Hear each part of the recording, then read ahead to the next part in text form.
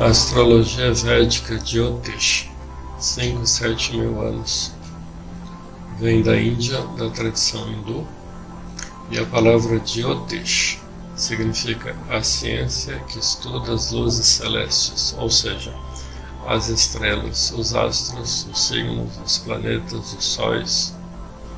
Inclusive, os signos são constelações ou reuniões de várias estrelas que vão formar os 12 signos da roda do zodíaco de 360 graus ao nosso redor. Portanto, a origem cósmica do zodíaco, dos signos, são as estrelas, na verdade. E a astrologia védica nos ensina a conhecer 27 estrelas ou 27 mansões lunares que fazem parte do nosso sistema solar galáctico. E todo o sistema da astrologia se baseia nas estrelas, na reunião, no agrupamento dessas estrelas em constelações que formam os signos de Áries, Touro, Gêmeos, Câncer, Leão, Virgem, Libra, Escorpião, Sagitário, Capricórnio, Aquário e Peixes. Portanto, a astrologia é a ciência que estuda os astros e de forma científica. Inclusive, todos os cálculos que se faz para construir um mapa astral natal, uma carta natal, é matemática pura. É trigonometria, álgebra, equações, fórmulas matemáticas. Então, quando se analisa o mapa astral natal de uma pessoa, nós não estamos supondo nada, nem intuindo nada, nem adivinhando nada. Então, se a pessoa nasceu com o Sol em Áries, na constelação de Áries, então ela é uma ariana, um signo do elemento fogo, regido por Marte. E por isso, Marte regendo a cabeça, a pessoa nasceu para ser o cabeça, ou a cabeça. A chefe, a gerente, a líder, a diretora, a administradora, a coordenadora, a governadora, a presidente. Mas todos os signos têm qualidades e defeitos. Então, se a pessoa usar negativamente as características de Áries, ela pode se tornar violenta, agressiva, autoritária, mandona. E assim, fica difícil você identificar uma pessoa apenas pelo mês que ela nasceu, apenas pelo signo solar. O mais importante, na verdade, é o signo lunar, que determina a forma da pessoa pensar, sentir, gostar, amar, se relacionar, e a escala de valores dela na vida. Então, na astrologia védica Jyotish, o signo lunar é muito mais importante do que os outros, porque ele que determina a mentalidade da pessoa, como que ela pensa, e também com quem que ela combina para ser feliz, para namorar, noivar, casar, ter filhos, constituir no lar e ser feliz. Então isso é muito importante. Então assim, fica bem claro que todos os planetas, todos os signos têm qualidades e defeitos, como todo ser humano. Não existe uma pessoa perfeita na face da Terra. Perfeito só Deus. Então todos nós temos qualidades, temos defeitos. Agora, é o estudo de todos os planetas, distribuídos nos 12 signos do zodíaco, no dia, na hora, na latitude e longitude que a pessoa nasceu, que vai determinar as suas verdadeiras características da sua personalidade. A sua vocação profissional, em que ela se dá bem trabalhando, para ganhar dinheiro, sobreviver dignamente. A questão da família, do relacionamento interfamiliar e qual a importância de cada membro da família na vida dela. Como que as pessoas entram na vida dela e como que ela entra na vida das outras pessoas. Porque nós evoluímos sempre espiritualmente dentro do mesmo grupo espiritual familiar, por ligações espirituais e kármicas de muitas vidas passadas. Então, a questão familiar, a ligação com a mãe, com o pai, com os irmãos, com os tios, primos, tudo isso é muito importante. E também tem a questão dos filhos, O mapa astral revela se essa pessoa vai ter muitos filhos, poucos filhos, se serão problemáticos ou não, se existe uma ligação kármica com ele de vidas passadas e o porquê dessa ligação, qual o motivo, qual a lição a ser aprendida. Porque o planeta Terra é uma grande escola, é uma grande universidade, uma grande faculdade. Nós estamos aqui para aprender uns com os outros, né? Então, cada pessoa que a gente encontra na rua é como se fosse um professor que vai nos ensinar alguma lição de vida. E tem a questão também do namoro, quer dizer, na Índia, nenhum casal nem pensa em namorar, noivar, casar e ter filhos sem fazer o estudo da compatibilidade astral conjugal entre as duas pessoas, para ver realmente a sintonia espiritual, mental, psicológica, emocional, sexual, familiar, comportamental, cultural. Quer dizer, é necessário vários requisitos para um casal poder ser feliz para o resto da vida. Então, lá na Índia é proibido falar em divórcio, em separação. Então, as pessoas têm o maior cuidado, né, na escolha do companheiro ou da companheira, né? Toda família lá tem o seu astrólogo, que seria o psicólogo da antiguidade, né? E a psicologia e a astrologia se confundem muito, né? Uma ajuda a outra, inclusive, né? Uma complementa a outra. Assim como também a ciência da numerologia, que é inseparável da astrologia, apesar de que a mentalidade do homem ocidental, cartesiana, separa tudo em compartimentos, né? Reparte, divide, separa. E isso é muito ruim, porque é como se você separar dois braços de um corpo só. Então, na Índia, todo mundo sabe a correlação dos números com os planetas, né? Como, por exemplo, o número 1 é regido pelo Sol, o número 2 pela Lua, o número 3 por Júpiter, o número 4 por Urano e a cabeça do dragão, o número 5 por Mercúrio, o número 6 Vênus, o número 7 Netuno ou Ketu, que é o dragão, o número 8 Saturno, o número 9 Marte e Plutão. Então, quando uma pessoa nasce no dia 1, no dia 1º, no dia 10 ou 19, né, a gente já sabe que ela pertence ao grupo psíquico 1 do Sol.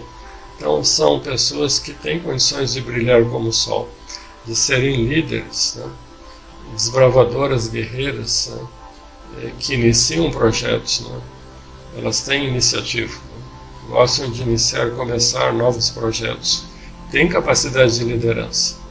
Agora, você imagina um ariano que nasceu no dia 1º de abril, que além de ser um líder nato, ariano ainda nasceu no dia 1º, dia 1, que é regido pelo Sol. Só que tudo tem um lado negativo, né? Então, se essa pessoa exagerar, ela pode se tornar extremamente autoritária, mandona, né? Tipo um general militar, porque o signo de Áries é regido por Marte, que rege a força militar. Então, a pessoa tem que ter um certo cuidado, né, para não exagerar nem para um lado nem para o outro. O caminho do meio, como o Buda ensinava 550 anos antes de Cristo, que é o caminho certo. Nem 8 nem 80, nada de radicalismo, de fanatismo, né? O bom senso, sempre, né? E a gente tem que aproveitar os dons, né, naturais que a pessoa tem, né, de nascimento.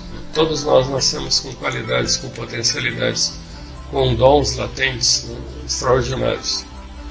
Agora, sempre combater os defeitos da raça humana, da espécie humana, que é o egoísmo, o orgulho, a vaidade, a arrogância, a prepotência, o narcisismo, o racismo, a maledicência, a fofoca, né?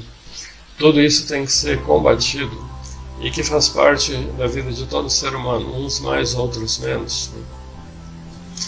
Então, o mapa astral, que eu faço pelo menos, né, onde eu incluo a numerologia, a astrologia, os biorritmos, né, as previsões através das progressões, revolução solar, trânsitos planetários, os dashas ou os períodos da vida regidos pelos planetas, né, é um conjunto de informações.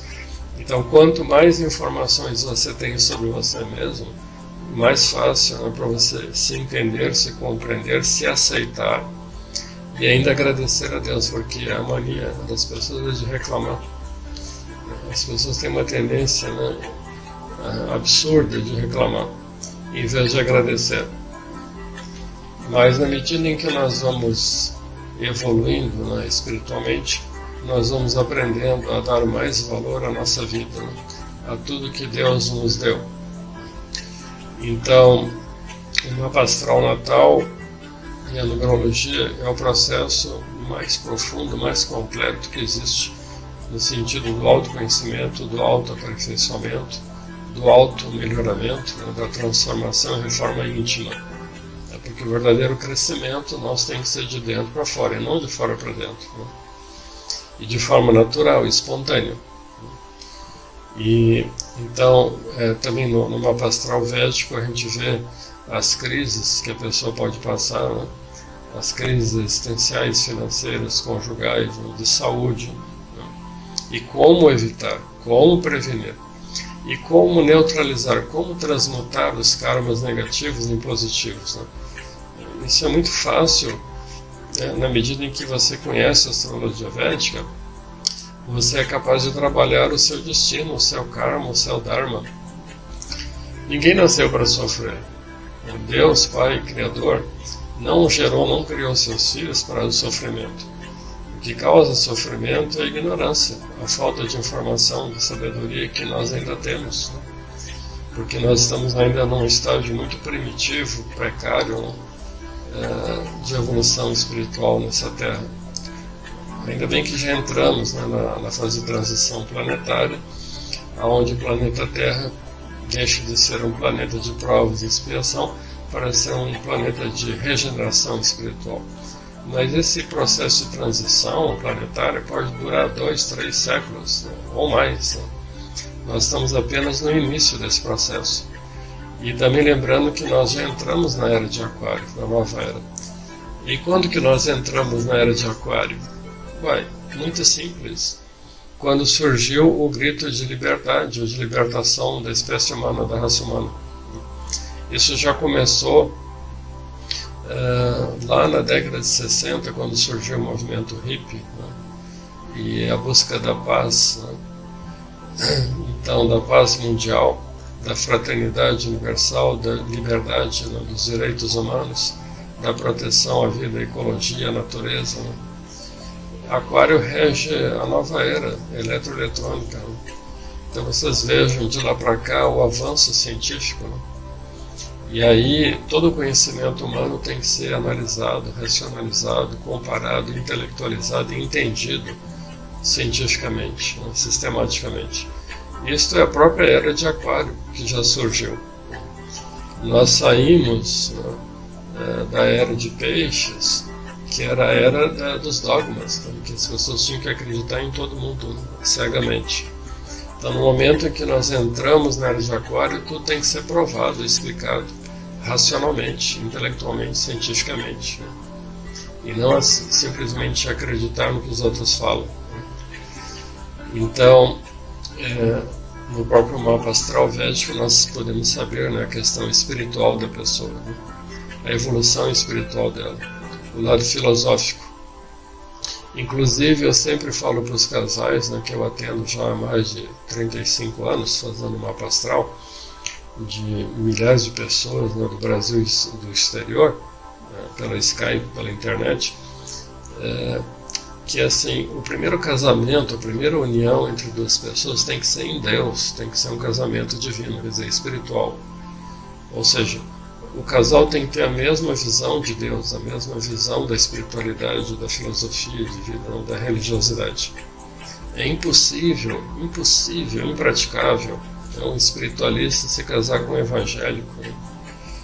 Porque um vai querer tentar convencer o outro, né, de que ele está com a verdade e vice-versa, né? Então, não tem como, e ninguém muda ninguém. Cada um nasce do jeito que é, e que traz a sua personalidade já estruturada de vidas passadas, né, que pode ser melhorada, aperfeiçoada, mas ninguém pode fingir, né, ninguém pode chantagear ou forçar ou pressionar o outro, né. Então, a primeira coisa que você tem que perguntar, né, para um namorado ou namorada é: como que você pensa Deus? Né? Como é que é a sua espiritualidade? Como é que você entende o lado espiritual da vida? Né? Então, Se esse casal tiver a mesma filosofia espiritual, então aí fica fácil. O resto será dado por acréscimo, né? Primeiro Deus, primeiro os valores espirituais. Ah, não, mas com o tempo eu convenço aquela pessoa a vir para a minha igreja, para a minha fé, para a minha doutrina. Isso é piada. Isso não existe, isso não funciona. Com o tempo vai começar a discussão, o atrito, as discórdias, e um querendo provar que a sua maneira de pensar é mais correta, né? Só que isso não existe na Terra. Nesse nosso universo é relativo. Aqui tudo é muito relativo. Tudo muda, as pessoas estão sempre mudando. Os conhecimentos estão se aperfeiçoando. Agora nós estamos na era da física quântica, né? E uma coisa que já sabia-se há milênios, há séculos, né? De que tudo é energia, que somos energia, somos uma centelha divina, imortal e eterna, né? Agora a física quântica comprova em laboratório que nós somos, na verdade, que tudo é, na verdade, energia. Desde o micro até o macrocosmos, né? Todo o universo, todas as estrelas, todos os planetas, todos os cometas, todas as luas, tudo é energia, tudo tem vida, tudo foi criado pelo Criador. Tudo tem existência, tudo tem forma e tem movimento. Então nós já sabemos que o nosso sistema solar está se movimentando em alta velocidade no espaço cósmico. A galáxia avança numa velocidade astronômica pelo espaço, né? Mas tudo aqui é muito relativo, né? Tudo muda. As pessoas mudam, as leis mudam, os princípios, as descobertas, as regras, os princípios estão sempre evoluindo, o ser humano está sempre evoluindo, se aperfeiçoando, crescendo. E novas descobertas estão sendo feitas, né?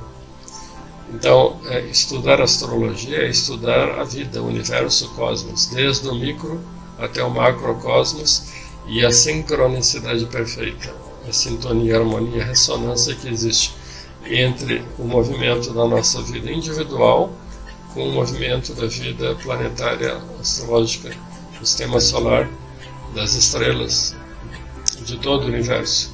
Então existe uma afinidade, uma sintonia, uma intimidade, uma correlação infinitamente perfeita, né, entre nós e o movimento dos astros, das estrelas. Isso é a astrologia, que estuda essa correlação. E uma coisa muito interessante que eu aprendi na Índia quando fui fazer o curso de ciência védica lá em Nova Delhi, entre 1980 e 81, que todo indiano conhece o nome dos planetas, não apenas como seres físicos, materiais, mas como entidades vivas, que têm energia, que têm vibração, que têm uma alma, que têm uma consciência, que têm uma inteligência própria, que têm características próprias, como o Sol, né, que rege o signo de Leão, né, que nasceu para brilhar, né. Então, o nome do Sol na Índia é Surya. Então, existe uma imagem de uma divindade, né, que representa o Sol. Então, o indiano ele respeita os astros, as estrelas, as luas, os cometas. Para eles, para o povo hindu, que tem uma consciência, uma visão cósmica, uma percepção universal, holística da vida, são seres conscientes vivos, né? Na verdade, tudo que se movimenta tem vida. Só o que está totalmente parado não tem vida. Então, nós estamos sempre nos movimentando. A Terra está girando no seu movimento de rotação em torno do seu próprio eixo. E a Terra tem um movimento de translação, que é o movimento ao redor do Sol, como todos os outros planetas também têm. E todo o nosso sistema solar avança no espaço cósmico, junto com a galáxia, junto com o universo. Tudo está em movimento dinâmico, tudo tem vida, tudo é energia, tudo é vibração, tudo tem frequência, tudo tem uma ressonância. Então, estudar tudo isso é estudar astrologia e também a numerologia, que são duas ciências co-irmãs inseparáveis, né?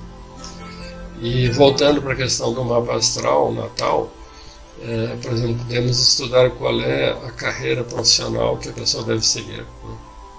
Então, quais são os dons, as habilidades latentes que a pessoa tem, né? Aquilo que ela faz com alegria, com felicidade, com satisfação. Tudo que é feito com alegria, com felicidade é muito bem feito.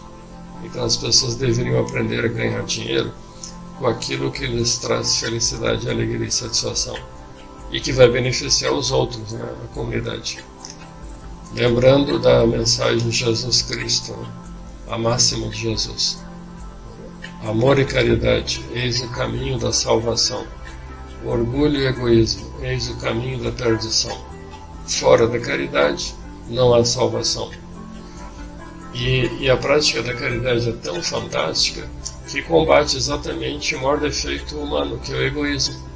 Porque quando você se propõe a dar a mão para o próximo, dar o ombro, dar uma ajuda, uma palavra, escutar, abraçar, conversar, dialogar, você está fazendo caridade e está acabando com o seu orgulho, com a sua arrogância, o seu egoísmo, o egocentrismo. Aí a gente vai aprendendo a compartilhar. E na medida em que eu vou dando, eu vou recebendo. Então quem dá muito, recebe muito. Quem dá pouco, recebe pouco. Quem não dá nada, não vai receber nada. Essa é a lei do karma, a lei da ação e reação, que diz: o que eu faço, eu recebo de volta. O que eu planto, eu colho. Ação e reação, causa e efeito. Só que existem 3 karmas: o karma de milênios de vidas passadas, o karma da vida passada e o karma dessa própria vida. E assim, como que uma pessoa vai saber qual karma, qual tipo de karma que ela está colhendo agora? Isso a astrologia védica nos informa, nos esclarece. E como trabalhar esse karma? Quer dizer, como até transmutar, neutralizar, amenizar e transformar esse karma negativo em positivo. Então, o que adianta fazer um mapa astral se o astrólogo, que é o terapeuta, o orientador, não sabe dar a receita do remédio, da cura da pessoa? O que adianta saber que a pessoa é um super ariano? Imagina uma pessoa que é de Áries, que nasceu em abril, que tem o ascendente Áries, que é a aparência dela, a personalidade externa, e a lua dela em Áries, quer dizer, a mentalidade dela também de ariano, quer dizer, triplamente ariano. Então poderia ser extremamente orgulhoso, egoísta, egocêntrico, arrogante, prepotente, com aquela mania de que sabe de tudo melhor que os outros, né? E um machão, um ciumento, um dominador, tipo regime militar, controlador, fiscalizador. Então, como que a pessoa modifica isso? Porque imagina, como é que uma pessoa dessas vai ser feliz, né, numa sociedade, ou em família, num relacionamento? Porque uma das coisas mais importantes que nós temos que aprender é respeitar o próximo, né? Respeitar cada um do jeito que é. E no momento em que você estuda astrologia, que você vê que existe basicamente 12 biotipos, 12 tipos de personalidade que podem se combinar, inclusive, você passa a respeitar cada um do jeito que é, da mesma forma que eu e você queremos ser respeitados do jeito que somos. Então, se amar o próximo como a si mesmo é difícil, pelo menos respeitar o próximo como a si mesmo. Pelo menos isso o ser humano podia aprender a fazer no seu dia a dia, nos seus relacionamentos na vida. Então, é muito importante esse conhecimento, essa visão global, holística, universal da vida, para a gente aceitar as pessoas como elas são, entendendo que todas as pessoas têm qualidades, todo mundo tem defeitos, ninguém é perfeito, tudo aqui é muito relativo, né? A minha verdade relativa à minha verdade, à minha realidade de vida, né? A sua verdade, a verdade dele, é relativa à realidade dele, da vida dele, né?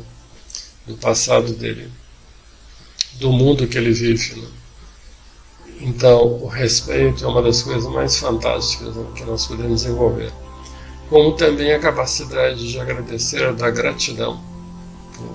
E ficar assim, só reclamando, né, não leva a lugar nenhum. Então vamos aprender a agradecer mais, né, pela vida, pela saúde, pelo trabalho, pela casa, pelo lar, pelo alimento, pela comida, pelas amizades, né?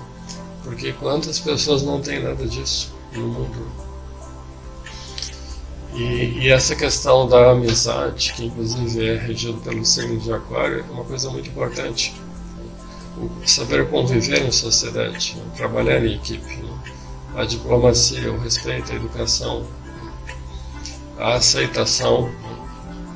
A humildade e também a questão do desenvolvimento da consciência, da expansão da consciência, da busca da nossa iluminação espiritual. Aliás, nós viemos ao planeta Terra principalmente para isso, para evoluir espiritualmente. O resto é secundário. O resto é secundário. A coisa mais importante é a busca da felicidade dentro de nós mesmos, né? A descoberta do Deus interior, do Cristo interior. E aí entra a questão da importância da prática da meditação, do yoga, da respiração. Quando a pessoa sente, fecha os olhos e para de olhar para fora e começa a olhar para dentro e sentir paz dentro de si mesmo. Tanto é que está escrito na Bíblia e nos livros sagrados, né, que o reino dos céus está dentro de nós e não fora. A verdade já está dentro de nós. A perfeição, a saúde, a universal, o divino, tudo isso já está latente dentro de nós. Só que nós temos que ir lá dentro, fundo de nós, e trazer isso para o nível consciente da mente. Esse é o grande objetivo da prática da meditação.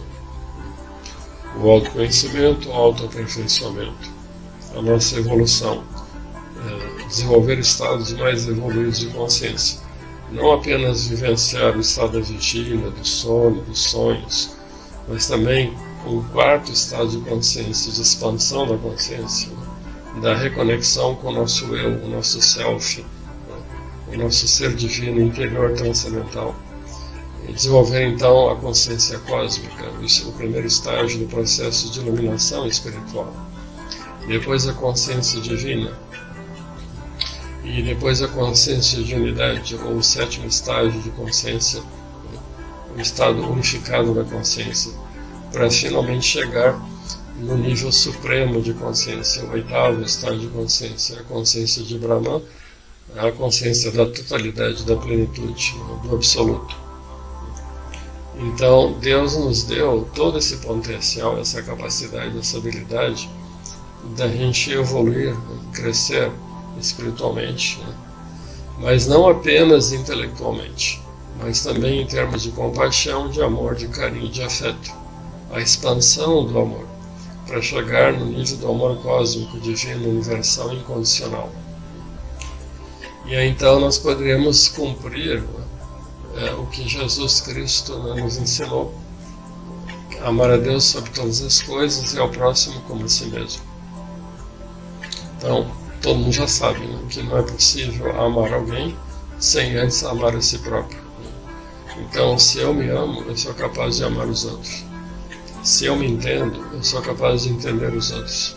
Se eu me aceito, eu sou capaz então de aceitar os outros. E se eu sinto paz dentro de mim, eu posso compartilhar com as demais pessoas a paz. Mas nada disso pode vir de fora, é de dentro. Eu que tenho que buscar desenvolver, crescer, evoluir, me aperfeiçoar, me purificar, para desenvolver estados ou estágios mais evoluídos da consciência, no sentido da expansão plena da consciência, do conhecimento, da sabedoria universal. E, logicamente, chegaremos um dia na verdadeira religião, que é a do amor. Então, se Deus é amor, a única e verdadeira religião deveria ser a do amor. Porque só o amor perdoa, tolera, aceita, compreende, renova. Então, um dia chegaremos lá, né, na religião da fraternidade e do amor universal, onde todo mundo vai se respeitar como a si próprio e depois aprender a amar o próximo como a si mesmo, que é o grande objetivo, né, da nossa evolução humana. Então, aqui eu fiz um pequeno resumo, né, do trabalho da astrologia védica, que tem pelo menos 5, 7 mil anos de tradição e que veio da Índia, lá do norte da Índia, dos Himalaias, da região do Vale dos Santos, aos pés do Rio Ganges, dos Himalaias, das montanhas geladas, no Vale de Rishikesh. O Vale de Rishikesh é onde vivem os santos, os monges iluminados, os sannyasis, os rishis, os yogis, que alcançaram a iluminação espiritual e que são faróis de luz para toda a humanidade. Todo esse conhecimento da física quântica moderna já está lá nos textos sagrados, nos Vedas. A palavra Veda significa conhecimento total, sabedoria total, a sabedoria universal, desde o micro até o macrocosmos. Inclusive, o nome átomo veio do sânscrito da Índia, da palavra Atma, que significa alma. Então, na verdade, quando a gente viaja pela Índia, a gente descobre que até hoje a Índia foi o berço espiritual da humanidade. Uma cultura que tem lá 5, 7 mil anos de tradição, está lá de pé intacta. Lá existem milhares de filosofias espirituais e religiões, existem lá muitos sábios, mas existem também muitos problemas, como em qualquer país do mundo.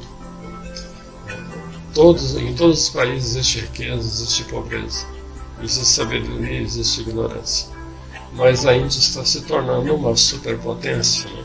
Eles dominam já a energia atômica nuclear, as viagens espaciais, os satélites. Os melhores programadores de computadores são os hindus, professores. Veja que o jogo de xadrez veio da Índia. Então, de todos os povos que eu já conheci, que eu já viajei, para mim o indiano é o ser humano mais inteligente, mais criativo, mais esperto, até depois do China. Então a Índia tem já acho que 1,5 bilhões de habitantes. Então é uma população muito grande num espaço territorial da metade da área geográfica do Brasil. Então a densidade populacional é muito grande. E realmente você vê muita riqueza convivendo com muita pobreza. Como aqui no Brasil. Não tem muita diferença não. Mas eles têm uma sabedoria, uma profundidade, um conhecimento espiritual, filosófico da vida muito mais profundo. Todo esse conhecimento do yoga, dos chakras, dos centros de força, das técnicas de meditação, do poder da mente, de respiração, tudo veio do conhecimento do yoga da Índia. E a palavra yoga significa união, integração. União do micro com o macrocosmos. Então, do ser humano com o universo, com a inteligência cósmica universal. Então, nós temos dentro de nós um potencial infinito de inteligência, criatividade, sabedoria e de amor. Basta desenvolver. E para isso é necessário praticar todos os dias. E para finalizar, eu quero deixar bem claro que a astrologia védica tem os instrumentos, as ferramentas de como remediar, de como ajudar uma pessoa que está sofrendo. Seja algum problema de saúde, financeiro, de relacionamento familiar, seja relacionamento com filhos, com namorada, namorado com cônjuge, seja um problema de crises conjugal, existencial, financeira, seja um problema de dificuldade profissional na carreira, de ascensão, de crescimento, progresso profissional, seja na questão do relacionamento na sociedade, com as amizades dos amigos, sejam problemas psicológicos como ansiedade, depressão, crise de pânico, medos, fobias, traumas, bloqueios, questões como processos obsessivos espirituais de todo tipo, de toda ordem. Quer dizer, os indianos, a astrologia védica, têm um conhecimento muito profundo de como lidar com tudo isso, como mudar tudo isso. Do pior para o melhor, do sofrimento para a felicidade, da doença para a saúde, da desarmonia para a harmonia, da estagnação para o progresso.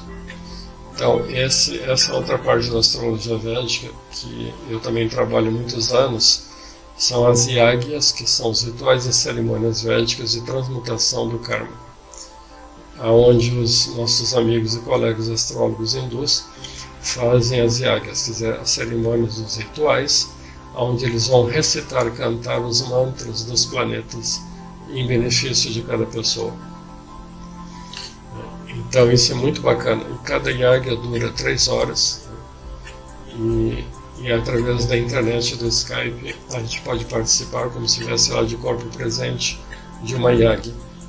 Então muitos problemas podem ser resolvidos dessa forma, trabalhando o próprio karma, os próprios planetas negativos, maléficos, ou que têm aspectos kármicos pesados. Então isso é fantástico, né? Você poder trabalhar o seu destino, a sua vida, o seu karma, a sua personalidade, né? O seu emocional, o seu espiritual para melhor, no sentido da evolução, do crescimento, do autoaperfeiçoamento. Então é isto. Inclusive, as pessoas têm perguntado como conseguir entrar em contato comigo. Então eu tenho vários canais na internet, nas redes sociais, né? Canal no YouTube, Facebook, blogs, Instagram. Então eu vou mostrar para vocês quais são os canais de comunicação, de contato comigo. Então um grande abraço, saúde, felicidade e prosperidade para todos. Namastê.